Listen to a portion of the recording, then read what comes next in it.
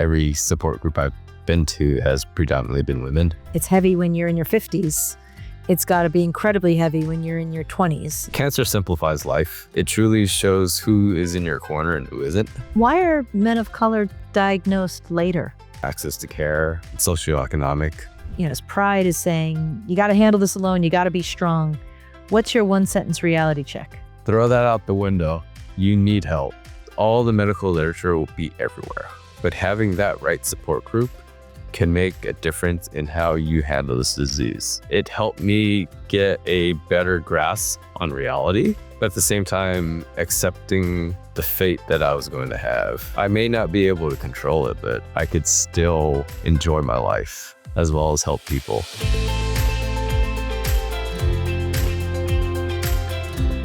I thought maybe we just start at the beginning, at the moment where, you're a young adult. You are not supposed to be dealing with any of the shit you were dealing with. And you basically are going through these 9 lives of treatment. And, I think you said drugs weren't working, your mental health went to hell, and then you found something called the Gathering of Wolves.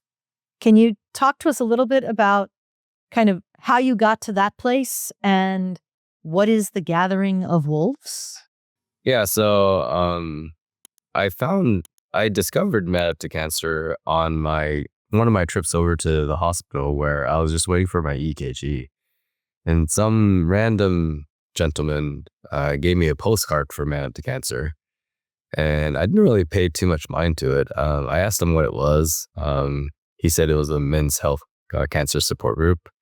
And I just questioned it again as there's such a thing because every support group I've been to has predominantly been women. And to find one that is purely men is kind of foreign to me. I kind of just went on with my day. I did all my blood work. I did my treatments. And then I had went home and I put that postcard on my desk. And then I didn't really pay attention to it until a couple months later. And I saw that they had a Facebook group. And I joined the Facebook group. So, and I kind of saw the community that was there, and it was very present. Men were basically sharing their wins, their losses, their fears, their insecurities, and it was very supportive. Was this a surprise to you? Was this unusual, or it was very unusual? Because men don't do that. So it was nice to see, but it seems like a story still, just because until I could witness this in person, I can't really believe it. And then I saw a post on the Facebook group where they had the Gathering of Wolves coming up, and they said it was free to members. I was like, oh, I love free. So, and then at the same time, I was already going through my 8th line of treatment. By the time I found out I got accepted, that's when my 8th line of treatment stopped working. And I basically just thought to myself, I was like, I kind of need a vacation to get away from all of this.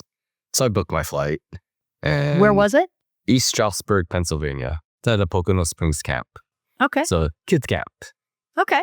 So I basically went to the event, and it kind of blew my mind, because everything that I saw on the Facebook group, I saw reflected at the event.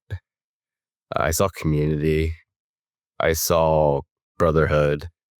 I saw support, and then validation of the things I was going through. That it truly did suck, and things like this shouldn't be happening to anyone. Right. Cancer is one of those things that you wish upon no one, because it's just a Pandora's box of emotions, random things, health consequences, and everything. Now, Bill, let me just put a pause a second. What type of cancer were you facing? I have neuroendocrine carcinoma. And that's a relatively rare cancer. It is. It happens in about 1 out of every 100,000 diagnoses. So in a disease that's already relatively, it's not the most common thing in the world, yours is highly uncommon among the cancers. Correct. And then the other issue is that there's not really much treatments out there. Well, when I was first diagnosed, there's only 4 standard lines of treatments, Mm-hmm. and there's more now. But every year that I stay alive and one of these treatments are still keeping me stable, it gives me room for medical advances to allow me another option. Wow. And when you went to the Gathering of Wolves, that wasn't a bunch of men like you. I mean, they must have had much more of the traditional, the colon, the prostate, the lung, the more common cancers, but you still found this great community. Yeah, I was like, I'm still considered colorectal, just Okay. because my cancer started in my rectum. It's just a rare subtype, Okay.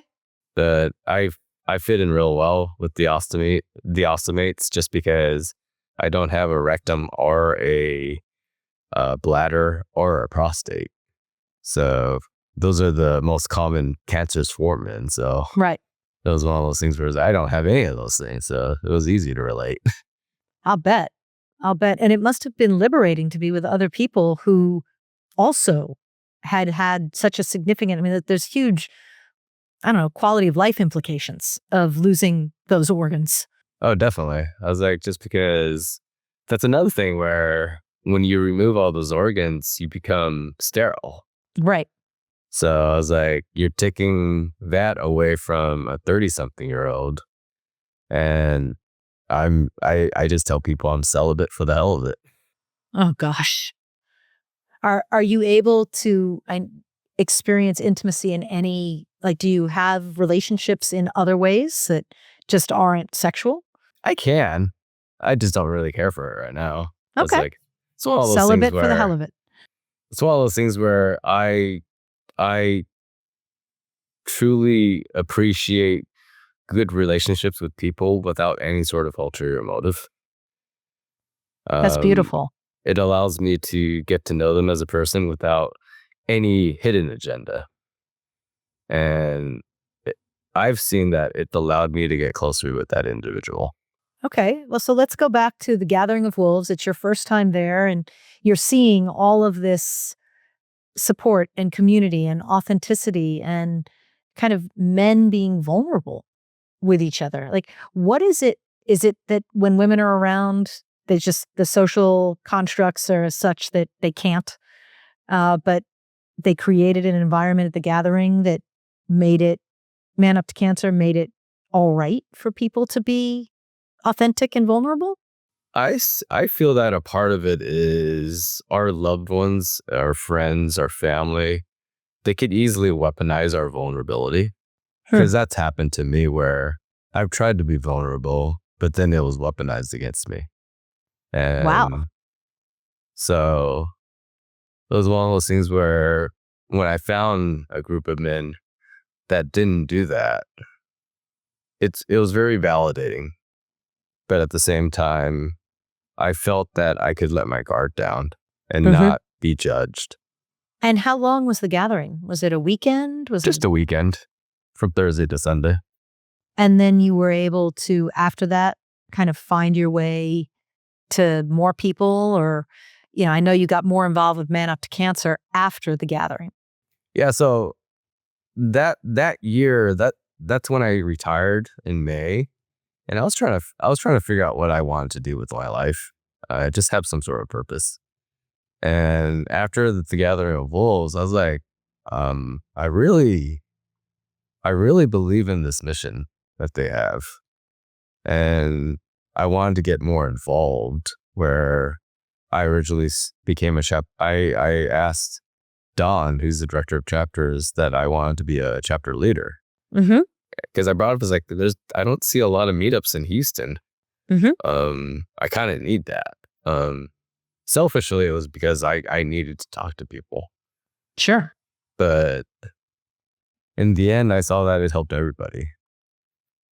And then I just started doing a little bit more advocacy work where I wasn't just getting involved with Man Up to Cancer. I was getting involved with other organizations where I started feeling a lot better. My mental health was better.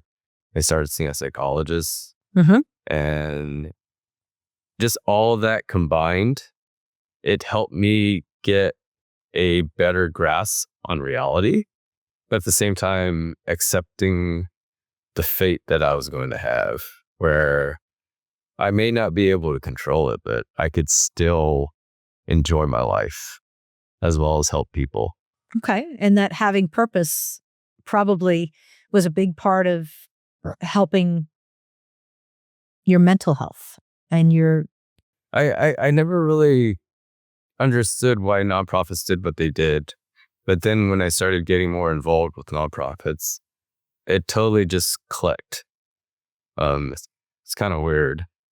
Yeah. Well, let's, your advocacy isn't just about men with cancer. You've also been pretty involved in the AYA community, the Yes. adolescents and young adults, because you were diagnosed at 33 and there were a bunch of things like being told, pause your life in, if you will, like the time of your life where everything's about building and living at full speed. Like, what do you want oncologists to understand? What do you want anybody to understand about treating people in their 30s versus people in their 70s? Dealing with an AYA, you need a multidisciplinary team. A lot of AYAs, they're not fully developed psychologically and mentally. They haven't gone through all the milestones that they should have to basically build their mindset. And dealing with the cancer diagnosis is already hard for an older individual, but they also have life lessons as well as an accumulation of knowledge and wisdom to get through those hard times. Mm-hmm. Whereas an AYA, they could be entering high school, they could be finishing high school, entering college, finishing college, getting married, in their careers. And these are just really hard just because the adults have I would say a piggy bank of funds that they could use to pay for their treatment. Whereas in AYA, depending on where you are in that space, you may have your parents or you're just basically on your own. Mm-hmm. And when you didn't have enough years to work and now you're looking at long-term disability, you're not getting much. No. I mean, I would think there's also this feels patently unfair. Oh, definitely. Cancer is unfair in general. Yeah, but AYA cancer, I think, is, you're literally watching all of your friends have a normal life and you're dealing with, is this round of treatment going to fail? Yeah, definitely. Did you find your friendships changed? Who you were friends with, your relationships? I've actually been fairly lucky within my friendships. The surprise I got was people that I was friends with, but I wasn't very close with. And they were the ones that showed up, which I was surprised about because we weren't too close before, but now we're closer. Cancer simplifies life because it truly shows who is in your corner and who isn't. And then, especially with the AYA space, if you don't fit the mold that they want, that friend doesn't want to see yourself in, you're irrelevant to them. You're just a sick patient now. I'm trying to live my life. Right, you're a downer. Yeah. And then toxic positivity is another issue, just because they're like, oh, well, you must be good now because I see you running marathons or I see you traveling. No, I still have all those issues. I just don't broadcast them. There's no point in me broadcasting them because I would just be a Debbie Downer in your view. As I have a laundry list of side effects I live with for the rest of my life, and it's only adding with every new line of treatment that I'm on. I see a cardiologist. Why should a 40-year-old see a cardiologist? Right. Why should I see a neurologist? All these specialties is I shouldn't be seeing them until 60 or 70. These are the toxic side effects of the treatments that you've had to keep yourself alive. Oh yeah. And then I have a fever right now. That's another thing. It was like, I'm immunocompromised. So just just getting sick can be life threatening. How do you deal with the fear and anxiety about that? Like, is this fever something I have to worry about? Do you worry about all of them? No, Um, it's one of those things where there's no point of worrying until it happens, just because okay, you're just creating anxiety for yourself. I agree. I've been to the ER so many times that, okay, if my fever doesn't go down in X amount of time, and if it goes to a certain number, then I need to get to the hospital. Okay. Um, like the last time I had to go to the hospital was 105. I was going to go in septic shock. That seems very high. Your threshold is 105 or like 103 or Well, as a cancer patient, 100.4 is the threshold that you should see a physician. Mhm. When I hit 105, I didn't expect it to go to 105. It started at 99 and it just started creeping up. And I was like, oh, 105 is not a good number. So I was Are like, you saying 100.5 or 105? 105. Yeah, that's really high, man. Yeah. That So is a serious that's fever. when that's when I did admit myself. Yeah. Yeah. But you said you run marathons. I know you have a daughter that you're crazy about and you're living life. I mean, you've got these side effects and these other things. So you were talking about toxic positivity. Is that other people's expectations of you or is that how you feel you have to be for people to be around you or is it something else?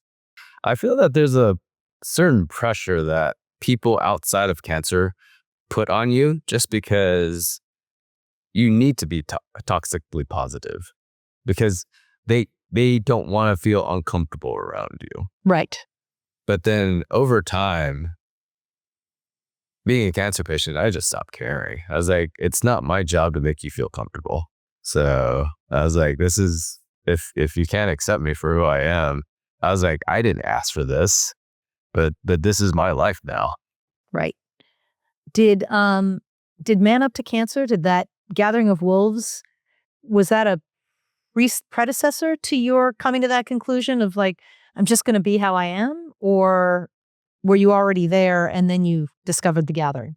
I was somewhat halfway there already, just Okay. because I didn't really seek out Man Up to Cancer until like 5.5 years in. I didn't even know they existed, actually.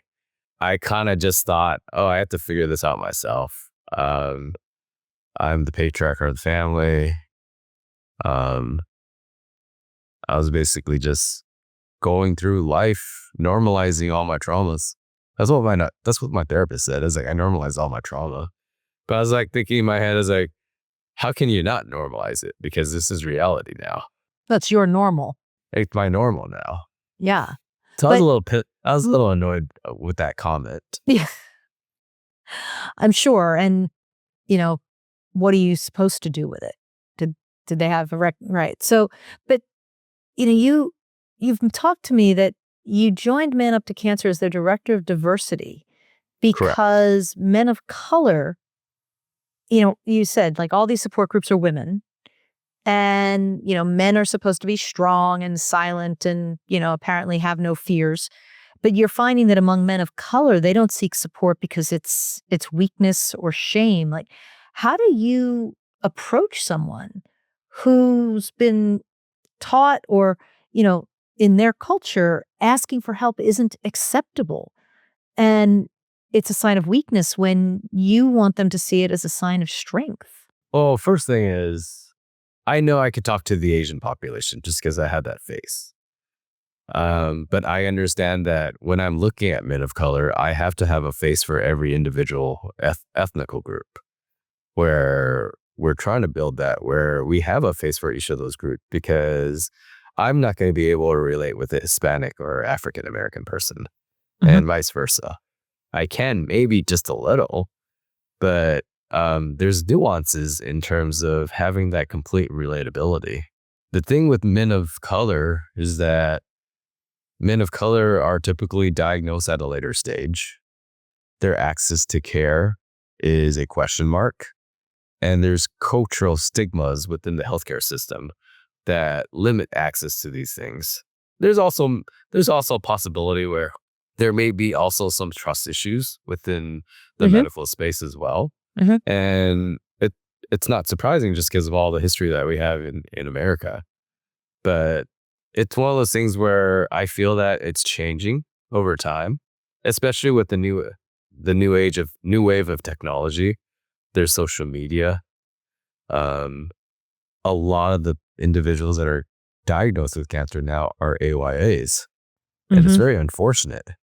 Yes. But mental health is also not destigmatized as much, where it is somewhat normal now to talk about your mental health, which I think it's great. Because the more we can normalize this, the more open the newer generation will be with seeking out these groups. And I feel that men of color, we need to get this resource to them because we need to change these statistics and get these men that help. I come from an Asian background, and we are people with very little words in our family. We just most of our love is done by action. We don't say much. Okay. So us sharing these things is not very common. And that's what I'm trying to adjust, where I'm trying to talk more about these things, because it will only help me as well as the rest of the family and friends, because I can't take care of you if I can't take care of myself. And that includes your mental health. Why is it that why are men of color diagnosed later? Is there a cultural is it systematic racism that they're not taken seriously, or is it they're not going for the screening for whatever reasons? There's so many different possible reasons: access to care, socioeconomic, fear of going into medical debt. With all the things that are happening right now politically, that just makes things even more worse. That's a good question, because there's no definitive answer to that. Every socioeconomic group has a different reason. A lot of it could be fear. Right. They just bury their heads in the sand, and by the time they have symptoms that require them to go to an ER or a hospital, it's already diagnosed at a later stage. So there's also a level of accountability on the individual side too. Yeah, I was listening to some insurers talking about making all screening and diagnostic testing no deductible, no co-insurance, just it's all effectively free if you have commercial insurance. And their idea, and they've seen it, is to increase access so that at least medical debt, and that won't be the reason you don't go, the expense. Fear or I can't get off work, those are problems we still have to deal with. But I think people are trying to chip away at least the economic, I don't want to get screened. I can't afford to get screened. Yeah. And it's funny because the more screening that these insurers allow that are covered, their costs would actually go down. Just because if you diagnose cancer early, the costs are extremely lower. Dramatically lower. But they don't we live in a system where we are reactive and not proactive. Well, and I think people don't know that they may be entitled to cost-free screening. Yeah. Right? They don't know to ask. They're ashamed to ask. Right? Like, what does it mean about me if I'm asking about cost-free screening? But at the end of the day, you want to know your body. And if there's something going on, you want to find it early when it's much more treatable and much less expensive and toxic to treat. Yeah. A lot of it's probably denial as well. And it stems from fear. Sure. Well, it's scary. So you practice something called practice suffering, such as, I'm going to choose hard things to build resilience. First off, can you tell us, like, what's this philosophy? Why does it work for you? And then, what do you suggest to other people that are newly diagnosed about when they might adopt the practice suffering mentality? Well, I feel that majority of the population, we live in a life of comforts where we get so irritated if we don't have a Wi-Fi connection True that. or if we don't get our Amazon package in 2 days. And I feel that cancer forces you to come to the realization is there's so much out of your control.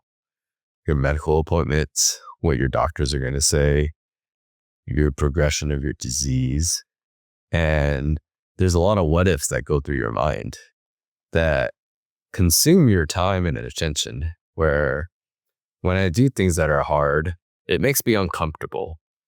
And the more I force myself to be uncomfortable, the more I condition my mind that it may not be okay, but I will deal with it when it comes my way. Because I didn't like running. I still don't like running, but it's one of those things where I do it because it's all on me. I was cycling, but with cycling, you don't have to pedal to move. Once you Hmm. pedal a little bit, you're still moving. But when you're running, it's all you. Yeah. And I feel that when you're running, regardless of if it's slow or fast, when you get to a point where your body breaks down and you start questioning your body, that's when the real growth happens. Because once you're hurting, every minute, every mile, you're questioning everything. Hmm. And it's the same thing with cancer. You're constantly questioning everything that comes your way. And it truly teaches you about yourself and how you're basically going to deal with the unknowns in life. But then at the same time, when you finish something like a marathon, you truly think you had those moments, but then you finished. It hurt like hell, but you finished. And that builds that mental resilience. And then the thing the thing I like to say about marathons is people will be there for you from the beginning and the end. But they're not there with you in the middle. And same with Interesting. cancer. It's same with cancer. A lot of people will fall off. They'll see you in the beginning, and they'll see you at the end. But the ones that are truly there for you, they'll see you the whole way through. Okay. Did people who you didn't expect, like, rise or show up in the middle? They did. And then the people that I thought were going to be there weren't really there. And that's why cancer simplifies life. It does. It absolutely does. Okay. This is probably, a weird question to ask as you're feeling kind of lousy, but, there's been an explosion of opportunities for you after you started working on your mental health. Yeah, I was really surprised about that. Yeah. So tell us about that. Like, you make this decision to go work on your mental health, deciding, were you depressed? What prompted you to actually invest in healing your mental health? I didn't really think about my mental health until after the Gathering of Wolves. And that basically told me I need to see a psychologist and we need to really dig in to what the hell's wrong with my head. We've developed coping mechanisms, being present and being mindful. Okay. I saw the way that I dealt with a lot of the issues was I would avoid it. Mm. I don't do that anymore. There are certain situations where I avoid because I don't see any progress coming out of that confrontation. So I just walk away from it. Is this kind of an outgrowth of what you grew up with, the idea that we don't talk about these things. And so, we're just supposed to stoically endure them? To a certain extent. I would say majority of people only want to talk about their wins, but they don't want to talk about the work that they put in to get there. Mhm. Because there are a lot of people that just love to hate on you, where they don't want to put in the work that you put in to get to where you're at. Yeah, they just want the outcome. They just want the outcome. Where I had to put a lot of work into my mental health and my physical health and everything else, just because being on as many treatments as I have, I shouldn't be able to do everything I do. And I have a lot of gratitude for that. But at the same time, I know that once I can't do this anymore, I probably don't want to be here anymore. Well, I hope that that's not anytime imminent. I hope you can keep doing the things that are bringing you joy and resilience, right? It sounds like the ultra marathoning doesn't necessarily bring you joy, but it makes you very proud. I call it running away from my problems. You don't have to, maybe your problems are really huge. They sound like they're significant, but that ultra marathons are pretty intense, man. Yeah, but it's one of those things where there's so much opportunity for growth and learning about yourself as an individual, because regardless, there's every long run I've done, I've learned something different about myself. I've learned something different about my body, how I adapt, certain tricks and everything, where, I didn't know I could do that. Okay. When's your next marathon? The Chevron Marathon, the Houston Marathon in January. Excellent. So Excellent. we have a group of guys from Advocacy coming in. How many are running? So from Man Up to Cancer, 5 people. Okay. And will you run as a peloton, like together, or do you each run your own pace, your own race? It's really up on them, really. I have one person. He's not part of Man Up to Cancer. He's a close friend of mine, and he's always wanted to do a marathon. And when he saw me post about it, he said, "I want to do it with you." I said, "Oh, great." I was like, "Are you okay with flying to Houston and fundraising?" He said, "Yeah." So my goal for that marathon is to make sure that he finishes. I don't care what pace he goes at. So I was like, because I feel that so many people that do marathons, they chase that PR. Where I'm not trying to chase PR. I'm trying to chase growth, but at the same time, strong relationships. Just because if I could help somebody achieve a goal, I'm going to do it. I don't care about my time. I really don't care about my time. That's awesome. That's awesome. So you're going to run with him and help him run his race. Oh, yeah. I was like, I will. That's awesome. All right. Let's do a quick lightning round. Before I do, what are some of the opportunities in the explosion of opportunities? What are some of the things that opened up? Why do you think they opened up after you started really treating your mental health? One of the opportunities was the director of diversity. I was offered that position last month. I gladly accepted because I felt that this was something that needed to be done. Other opportunities, I'm a research advocate with Fight Colorectal Cancer.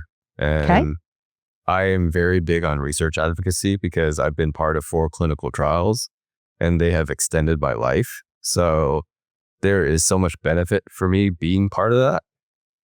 I'm also part of... What is research? Hold on. What is research advocacy? What is that defined as? So research advocacy is basically the clinical trials as well as medical research that is tied to colorectal cancer. Okay. And within that space. But I am also tying it to the neuroendocrine space because it's a subtype. Yep. I am also part of the congressionally directed medical research program with the Department of War. I'm reviewing a lot of different abstracts within the neuroendocrine space, which I'm happy because it allows me to see what new medical research is out there for my disease. And I need to keep abreast of that. That's tremendous. And then I'm also part of multiple advisory panels with a couple of universities. So for AYA, so I'm very happy to be part of that too. And so for AYA, you're advising them not just for neuroendocrine or colorectal, but all AYA patients. A lot of it is mental health. Part of it is mental health. So because I feel that a lot of AYAs, they want to be done with it and just move on with their lives because they had to put it on pause for so long. But there's so much more involved because now you have these traumas that live with you for the rest of your life. And that's got to be, I mean, it's heavy. It's heavy when you're in your 50s. It's got to be incredibly heavy when you're in your 20s and 30s. Mm-hmm. So I even would imagine, you know, you meet somebody, you want to have a relationship. When do you tell them about this part of your life? And, you know, how important is it and how do they deal with it?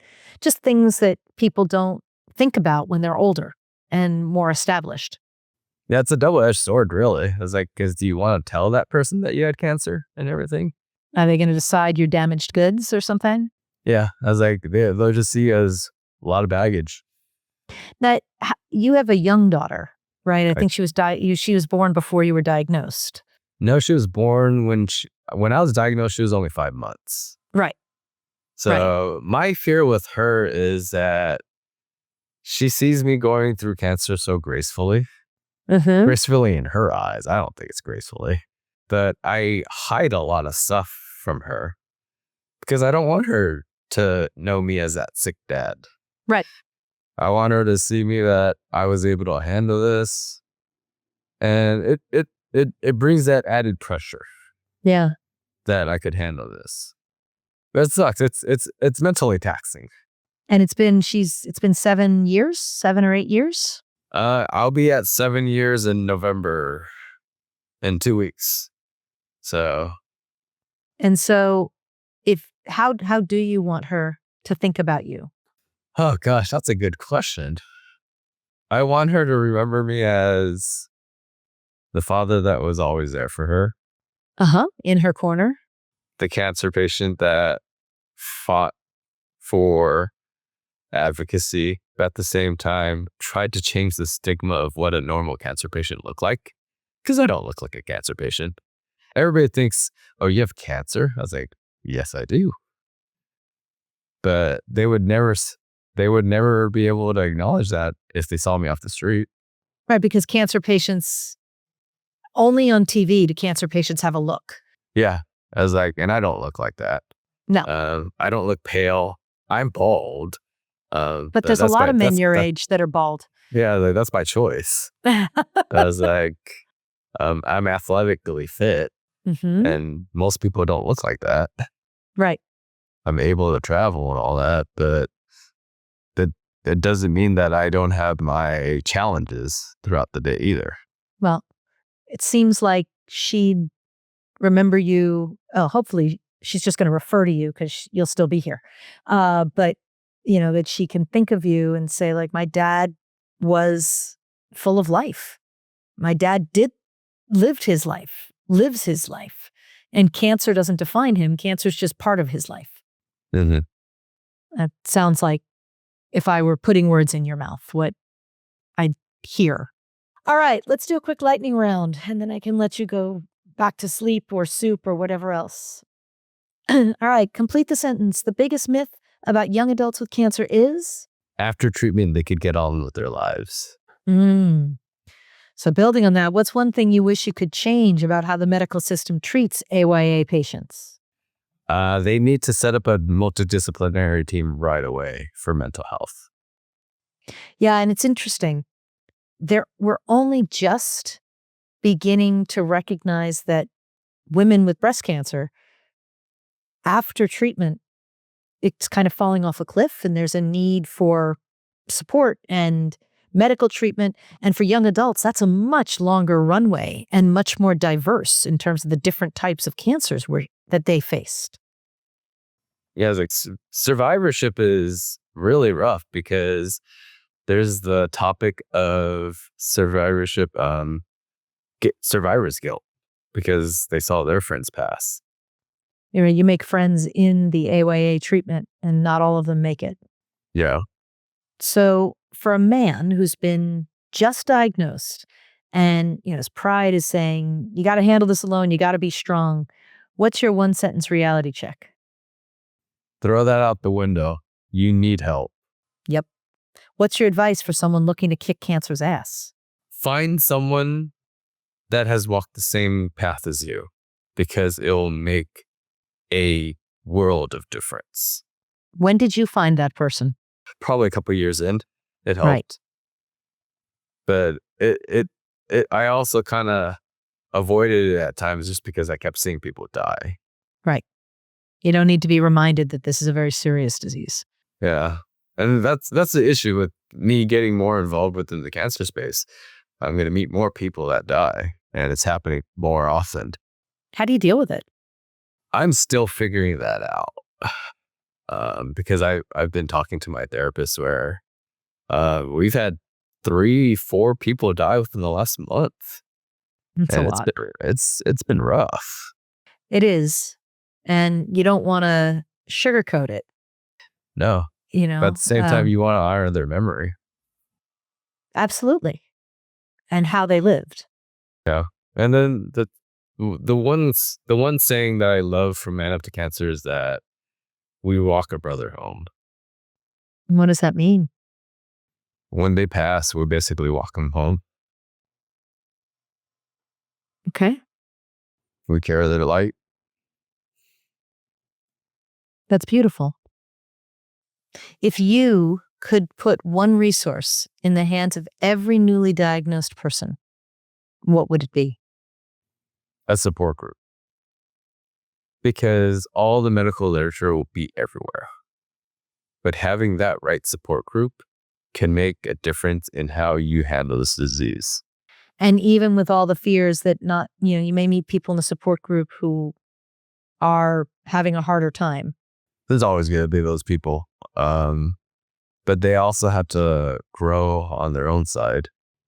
Because the more that they allow their attention to be consumed by their worries, the worse their outcomes are going to be. Once you let go of things you can't control and just live life gets so much better. It may not solve your issues, but it does get better. I think that's a really important statement, and a great place to close us up. Once you stop worrying about things you can't control, life gets so much better. Definitely.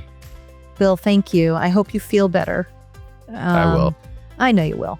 And, you got to get healthy and get training for the Houston Marathon. Yeah.